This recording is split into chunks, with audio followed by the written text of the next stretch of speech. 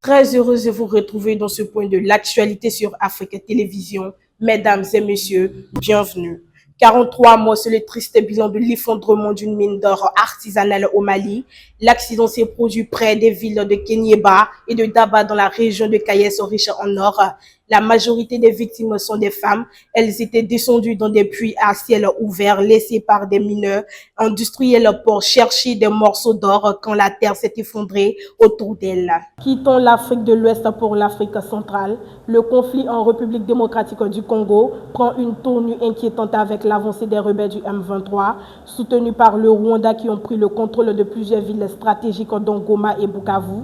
Face à cette escalade, le secrétaire général de l'ONU, Antonio Guterres, a réaffirmé lors du sommet de l'Union africaine la nécessité urgente d'une solution diplomatique.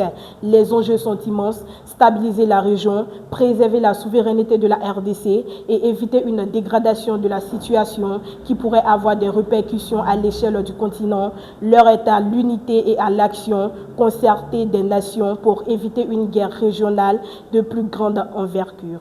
Et puis en sport football, le nouveau trophée de la Coupe du Monde des clubs de la FIFA poursuit sa tournée mondiale avant le début du tournoi. Après un premier stop sur le continent africain avec les Mamelodi Sundowns en Afrique du Sud le 8 janvier dernier, le trophée est passé par le Caire en Égypte cette semaine. Elle a été accueillie par l'équipe d'Al Ahly qui disputera son premier match du tournoi contre l'Inter Miami. Pour rappel, la coupe se rendra ensuite en Tunisie et au Maroc où elle sera accueillie respectivement par l'ENS Tunis et le Wydad AC. Voici ce qui met un terme à ce point de l'actualité. Merci de l'avoir suivi et bonne suite de programmes sur Africa Télévision.